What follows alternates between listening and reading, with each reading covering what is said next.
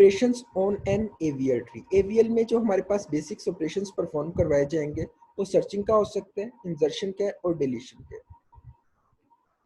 Search operation in AVL tree, search operation as it is वैसे ही है जिस तरह हमने कल पढ़ा था।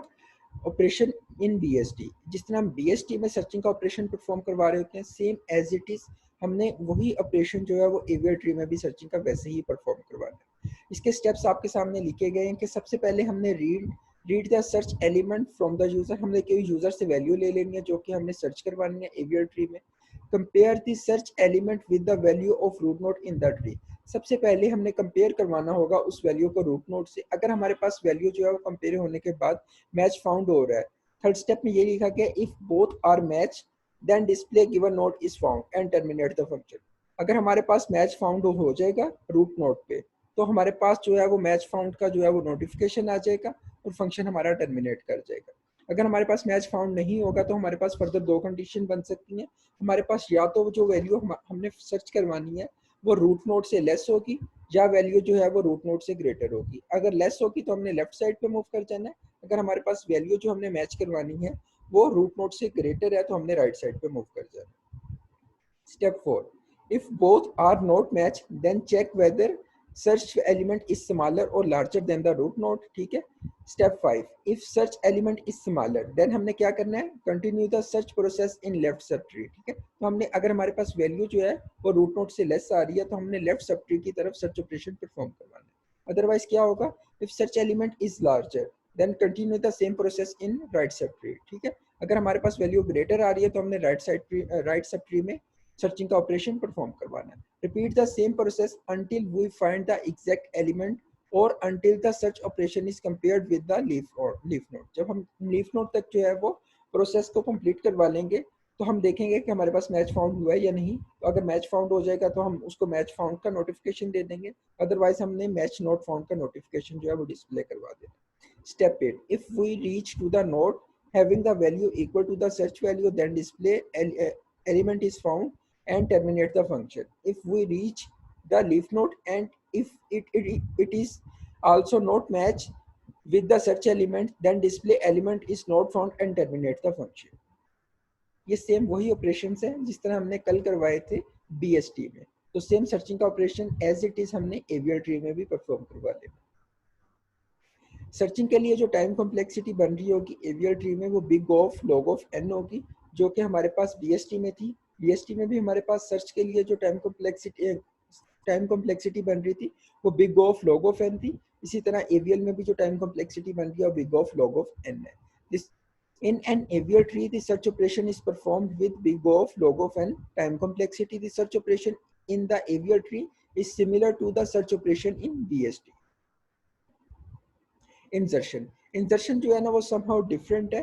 बीएसटी में जिस तरह हम करवा रहे हैं वो जो डिफरेंस है उसमें जो डिफरेंस आ रहा है वो इस बात का है कि हमने बैलेंस फैक्टर को भी कैलकुलेट करना है। इंसर्ट हमने सेम उन्हीं प्रोसीजर्स के थ्रू वैल्यू को एवीएल ट्री में करवा लेना है, लेकिन हमने उसमें जो एक फर्दर चीज को कैलकुलेट करना है वो बैलेंस फैक्टर है। अगर हमारे पास बैलेंस फैक्टर जो है वो मेंटेन है, इट मीन्स कि हमारे पास वैल्यू 0, -1 या +1 में आ रही है, इट मीन्स कि हमारे पास जो है वो एवीएल ट्री बैलेंस्ड है।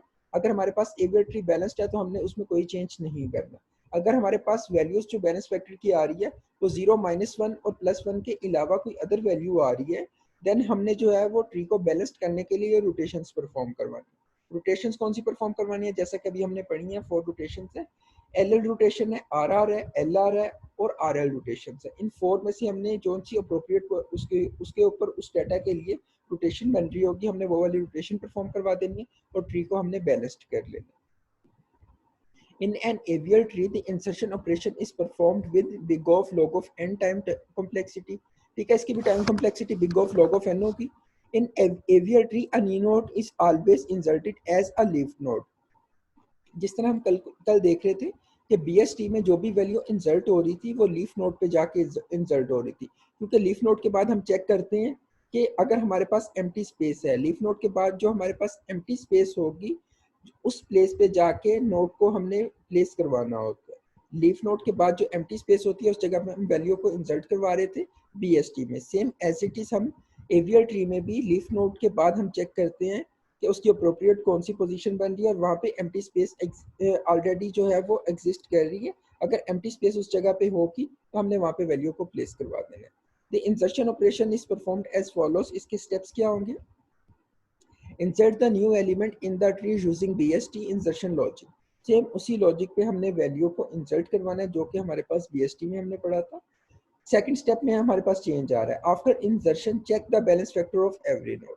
जब हम वैल्यू एक न्यू वैल्यू को इंसर्ट करवा लेंगे तो हमने कंप्लीट हमारे पास जो ट्री होगा उसकी बैलेंस फैक्टर को कैलकुलेट करना है हर नोड पे जाके। तो हर नोड का बैलेंस फैक्टर कैलकुलेट करेंगे। If the balance factor of every node is 0, 1 और -1 then go for the next operation. अगर हमारे पास बैलेंस फैक्टर की वैल्यू 0, 1 और -1 में से कोई वैल्यू आ रही है, इट मीन्स कि हमारे पास टी जो है वो बैलेंस्ड है, तो हमारे पास इंसर्शन जो है वो करेक्टली हो गई है। तो हम अपने नेक्स्ट ऑपरेशन की तरफ मूव कर जाएंगे, हमारे पास इंसर्शन का ऑपरेशन कंप्लीट परफॉर्म हो गया। अदरवाइज अगर हमारे पास बैलेंस फैक्टर जो है वो इनके कुछ अलावा वैल्यू आ रही है, if the balance factor of every node is other than 0, 1 और -1 then that the tree is said to be imbalanced। तो हमारे पास जो ट्री बन रहा है वो इम्बेलेंस बन रहा है। In this case perform suitable rotation to make it balanced and go for the next operation. ठीक है, अगर हमारे पास कोई वैल्यू जो आ रही है बैलेंस फैक्टर की वो 0, 1 और -1 के अलावा कोई वैल्यूज आ रही हैं किसी भी नोड पे ट्री में, तो हमारे पास टी जो बन रहा है वो इम्बेलेंस्ड है। तो इम्बेलेंस्ड टी को बैलेंस्ड करने के लिए हम रोटेशंस के ऑपरेशन परफॉर्म करवाएंगे। रोटेशंस के ऑपरेशंस हमारे पास वही हैं, L L, R R, L R और आर एल। इनमें से जो भी अप्रोप्रिएट जो है रोटेशन बन रही होगी उसके लिए जो प्रॉब्लम है उसके अकॉर्डिंगली हम रोटेशंस को पिक करेंगे और परफॉर्म करवा देंगे। एक हमारे पास एग्जांपल है, हमने एक एवीआर ट्री बनाना है जिसमें जो वैल्यूज हैं वो हम यूज कर रहे हैं 1 2 3 4 5 6 7 और 8। इट मीन्स कि हम 1 से लेके 8 तक वैल्यूज के लिए इंक्रीजिंग वैल्यूज के लिए एवीआर ट्री बना रहे हैं। सबसे पहले हमारे पास वैल्यू 1 है। 1 को अगर हमने इंसर्ट करवाना है, इंसर्ट हो रहा है 1, हमारे पास ट्री है जो है इनिशियली हमारे पास ट्री एम्प्टी है, तो रूट नोड पे आके 1 जो है वो इंसर्ट हो जाएगा और इसके बैलेंस फैक्टर को हमने कैलकुलेट करना होता है। उसके बाद जब हम 1 के लिए बैलेंस फैक्टर कैलकुलेट करेंगे तो लेफ्ट और राइट पे कोई नोड नहीं है, तो बैलेंस फैक्टर 0 -0 करने के बाद 0 आ जाएगा। देन हमने जो 2 को इंसर्ट करवा लिया, जब हमने 2 को इंसर्ट करवाना है तो उसका सबसे पहले मैच होगा 1 के साथ। हमारे पास जो 2 वैल्यू आ रही है 2 इज ग्रेटर देन 1, तो हमने राइट साइड पे मूव कर जाना है। तो राइट साइड पे हमारे पास एम्प्टी स्पेस है, वहां हमने प्लेस करवा दिया 2 को। तो 1 के राइट साइड पे हमने 2 को प्लेस करवा दिया और हमने इसके बैलेंस फैक्टर को कैलकुलेट करना है। तो जब हम बैलेंस फैक्टर को कैलकुलेट करेंगे 2 के लिए लेफ्ट और राइट पे कोई नोड नहीं है, तो बैलेंस फैक्टर हमारे पास 0 आ जाएगा। 0 -0 करेंगे 0 हो जाएगा। अब 1 के लिए बैलेंस फैक्टर कैलकुलेट करेंगे, लेफ्ट साइड पे कोई नोड नहीं है, राइट साइड पे एक नोड है, तो 0 -1 करेंगे तो -1 हमारे पास वैल्यू आ जाएगी बैलेंस फैक्टर की 1 के लिए। अब 0 और 1 -1 है हमारे पास बैलेंस फैक्टर जो आ रहे हैं, इट मीन्स कि हमारे पास ये ट्री जो है वो बैलेंस्ड है। देन हमने 3 को इंसर्ट करवाना है। जब हम 3 को इंसर्ट करवाएंगे तो सबसे पहले मैच करवाएंगे 1 के साथ। 3 इज ग्रेटर देन 1, तो हम राइट साइड पे मूव कर जाएंगे, तो 2 और 3 का कंपैरिजन होगा। 3 इज ग्रेटर देन 2, तो हमने राइट साइड पे देखना, राइट साइड पे एम्प्टी स्पेस है 2 के राइट साइड पे हमने 3 को प्लेस करवा दिया। जैसा कि आप इंसर्ट 3 में डायग्राम 1 जो है फर्स्ट वाली डायग्राम जो है इंसर्ट 3 में आप देख सकते हैं, 3 जो है 2 के राइट साइड पे इंसर्ट हो गया।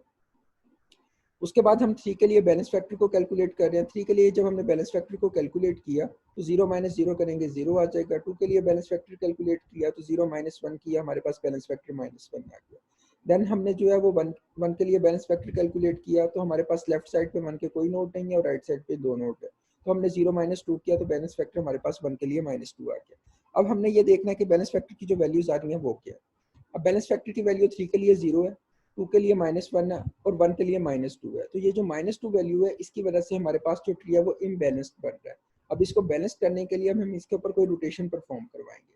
तो हमने इसको बैलेंस करने के लिए इसके ऊपर जो है वो एल रोटेशन परफॉर्म करवा रहे हैं। तो 1 को अगर हम लेफ्ट साइड पे रोटेट करवा देंगे तो हमारे पास 2 जो है वो पेरेंट बन जाएगा। ठीक है, 1 को हमने लेफ्ट साइड पे रोटेट करवा दिया तो 2 हमारे पास पेरेंट बन जाएगा, 1 लेफ्ट चाइल्ड होगा और 3 राइट चाइल्ड होगा, और इनके बैलेंस फैक्टर को कैलकुलेट करेंगे तो हमारे पास 0 0 0 आ जाएगा। इट मीन्स हमारे पास ट्री जो है वो बैलेंस बन गया और हमने 3 तक जो है वो इंसर्शन करवा ली है। देन हम 4 को इंसर्ट करवाएंगे। 4 हमारे पास एक न्यू वैल्यू आ रही है, 4 जो है वो ग्रेटर देन 2 है, तो हम राइट साइड पे मूव करके 4 ग्रेटर देन 3 है, तो हमने राइट साइड पे देखा कि हमारे पास एम्प्टी स्पेस है, वहां हमने 4 को इंसर्ट करवा दिया और इसके बैलेंस फैक्टर को अब हमने कैलकुलेट करना है। 4 के हमारे पास लीफ नोड है 0 माइनस 0, इट मीन्स हमारे पास जो 4 के लिए बैलेंस फैक्टर है वो 0 आ जाएगा। 3 के लिए बैलेंस फैक्टर हमारे पास -1 होगा, 0 -1 करेंगे तो इट मीन्स हमारे पास -1 आ जाएगा। और इसी तरह हम 1 के लिए जब बैलेंस फैक्टर कैलकुलेट करना है तो वो 0 आ जाएगा, क्योंकि इसके लेफ्ट और राइट साइड पे कोई नोड नहीं है। 0 माइनस 0 किया तो हमारे पास बैलेंस फैक्टर 0 आ गया। अब 2 के लिए अब हमने बैलेंस फैक्टर को कैलकुलेट करना है। 2 के लेफ्ट साइड पे हमारे पास एक नोड है और राइट साइड पे हमारे पास 2 नोड्स है। इट मीन्स हमारे पास जो बैलेंस फैक्टर की वैल्यू आएगी वो 1 माइनस 2 करेंगे। तो 1 माइनस 2 करेंगे तो हमारे पास बैलेंस फैक्टर की वैल्यू 2 के लिए -1 आ जाएगी। अब हमने वैल्यूज देखनी है, वैल्यूज जो हमारे पास बैलेंस फैक्टर की आ रही हैं वो 0 -1 और 0 है। इट मीन्स हमारे पास जो वैल्यूज आ रही हैं वो बैलेंस एवियर ट्री बना रही है, क्योंकि वैल्यूज जो है वो 0 -1 या +1 आ रही है। इन तीन वैल्यूज में से अगर कोई भी वैल्यू किसी भी नोड पे आ रही है तो हमारे पास जो ट्री बन रहा होता है वो बैलेंस्ड होता है। तो अब ये ट्री जो है वो हमारे पास बैलेंस्ड है। देन हमने 5 को इंसर्ट करवाना है। 5 को इंसर्ट करवाने के लिए हम कंपैरिजन करते हैं, रूट नोड से स्टार्ट करते हैं। तो 5 हमारे पास ग्रेटर देन 2 है, राइट साइड पे मूव करके। 5 हमारे पास ग्रेटर देन 3 है तो हम राइट साइड पे अगेन मूव करके। 5 हमारे पास ग्रेटर देन 4 है तो हमने राइट साइड पे देखा एम्प्टी स्पेस थी, वहाँ हमने 5 को प्लेस करवा दिया। इसी तरह अब हमने बैलेंस फैक्टर कैलकुलेट कर लेना। 5 के लिए 0 माइनस 0 किया, 0 आ गया। 4 के लिए बैलेंस फैक्टर कैलकुलेट किया तो 0 -1 करेंगे, क्योंकि लेफ्ट साइड पे हमारे पास 0 नोड है, राइट साइड पे हमारे पास 1 नोड है। तो 0 -1 कर लिया, -1 हमारे पास 4 के लिए बैलेंस फैक्टर की वैल्यू आ गई। 3 के लिए बैलेंस फैक्टर को कैलकुलेट किया तो 0 -2 किया, हमारे पास -2 वैल्यू आ गई। और इसी तरह हमने 1 के लिए बैलेंस फैक्टर जो कैलकुलेट करना है वो 0 -0 आ रहा है इस केस में, और 0 हो गया। और 2 के लिए जब हम बैलेंस फैक्टर कैलकुलेट करेंगे तो 2 के लेफ्ट साइड पे हमारे पास एक नोड है और राइट साइड पे हमारे पास 3 नोड्स हैं। तो 1 -3 किया तो वैल्यू हमारे पास 2 के लिए -2 आ गई। ठीक है, तो इस तरह हमारे पास ये जो ट्री बन रहा है वो इम्बैलेंस्ड बन रहा है, क्योंकि हमारे पास वैल्यूज जो आ रही हैं वो -2 और -2 है। -2 आने की वजह से हमारे पास ये जो ट्री बन रहा है वो इम्बैलेंस्ड बन रहा है। तो इसमें हम रोटेशन परफॉर्म करवाएंगे। तो इसमें हम एल रोटेशन को परफॉर्म करवा रहे हैं। 3 को जो है हम लेफ्ट साइड पे 1 स्टेप लेफ्ट साइड पे रोटेट करवा रहे हैं। 3 को जब हम 1 स्टेप लेफ्ट साइड पे रोटेट करवाएंगे तो 3 जो है वो 4 के लेफ्ट साइड पे आ जाएगा। जब 3 जो है 4 के लेफ्ट साइड पे आएगा तो हमारे पास ये जो ट्री है इसके हम अगेन जो है वो बैलेंस फैक्टर को कैलकुलेट करेंगे। जब हम इसके बैलेंस फैक्टर को कैलकुलेट करेंगे तो हमारे पास ये ट्री जो है वो बैलेंस्ड आ रहा होगा। अगर हम बैलेंस फैक्टर को अगेन कैलकुलेट करना चाहें, 5 पे किया हमने बैलेंस फैक्टर कैलकुलेट तो 5 हमारे पास लीफ नोड है, 0 -0 हो जाएगा, 0 आ जाएगा। 3 के लिए हमने कैलकुलेट किया 0 -0, ये भी 0, और 1 के लिए भी 0 -0 0 हो जाएगा। 4 के लिए अगर हमने बैलेंस फैक्टर को कैलकुलेट करना है तो 4 के लेफ्ट साइड पे भी 1 नोड है, राइट साइड पे भी 1 नोड है। तो 1 -1 करेंगे, हमारे पास बैलेंस फैक्टर की वैल्यू 0 आ जाएगी। इसी तरह 2 के लिए बैलेंस फैक्टर को कैलकुलेट करेंगे तो लेफ्ट साइड पे 2 के 1 नोड आ रही है और राइट साइड पे हमारे पास जो नोड्स आ रही हैं वो 2 नोड्स आ रही हैं। ठीक है, तो 1 -2 करेंगे तो हमारे पास जो वैल्यू आएगी वो -1 आ जाएगी। तो हमारे पास ये जो ट्री बन रहा है ये हमारे पास जो है वो बैलेंस्ड एवियर ट्री बन रहा है। इसी तरह अगेन हमने जो है वो 6 को इंसर्ट करवाना है, उसी प्रोसीजर को फॉलो करना है इंसर्शन वाले। तो हमारे पास 6 जो है वो इंसर्ट हो जाएगा और हमने इसके जो है वो बैलेंस फैक्टर को कैलकुलेट कर लिया। जब हम बैलेंस फैक्टर कैलकुलेट करेंगे तो हमारे पास वैल्यूज आ जाएंगी।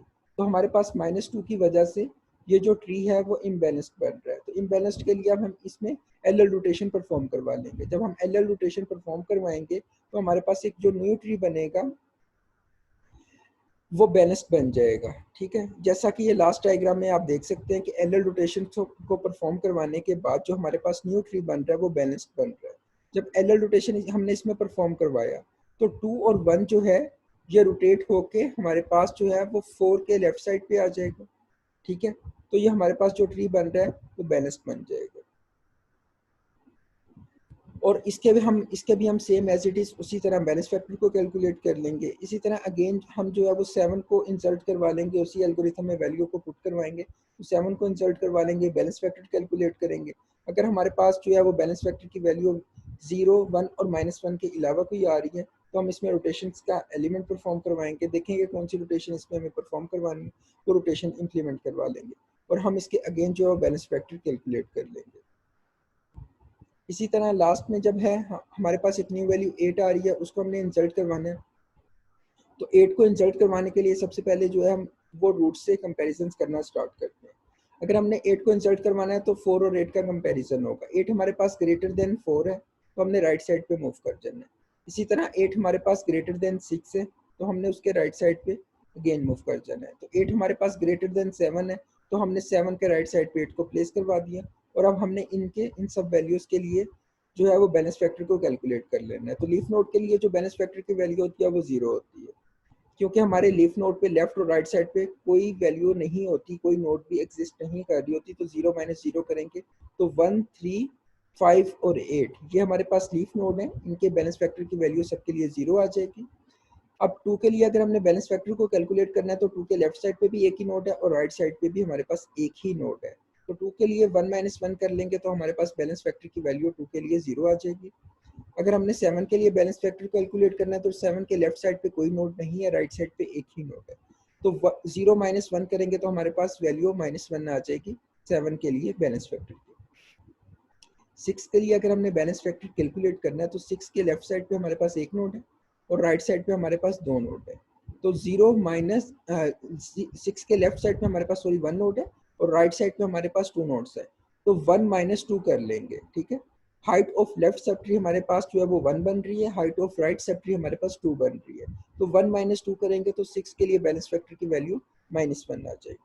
जब हमने 4 के लिए बैलेंस फैक्टर को कैलकुलेट करना है तो 4 के लेफ्ट साइड पे जो वैल्यूज हैं वो टोटल नंबर ऑफ वैल्यूज हमारे पास 3 है। इट मीन्स कि हमारे पास height of left sub tree हमारे पास 3 है और 4 के राइट साइड पे हमारे पास जो वैल्यूज हैं वो टोटल नंबर ऑफ वैल्यूज 4 है। तो हाइट ऑफ राइट सब ट्री हमारे पास जो है वो 4 है। तो 3 माइनस 4 करेंगे तो हमारे पास बैलेंस फैक्टर की वैल्यू 4 के लिए आ जाएगी। 3 माइनस 4 करेंगे इक्वल टू -1 आ जाएगा, तो 4 के लिए बैलेंस फैक्टर -1 आ जाएगा। अब हमारे पास हर नोड पे जो आने वाली वैल्यू है बैलेंस फैक्टर की वो 0 और -1 है। इट मीन्स कि हमारे पास ये बैलेंस फैक्टर की कंडीशंस को सेटिस्फाई कर रहा है और ये ट्री हमारे पास बैलेंस्ड एवियर ट्री बन रहा है। तो हमने करेक्टली 1 to 8 तक वैल्यूज को इंसर्ट करवा लिया। तो इस तरह हम वैल्यूज को इंसर्ट करवा लेते हैं एवियर ट्री में। ये था जी आज का लेक्चर। Thank you so much. अल्लाह हाफिज़।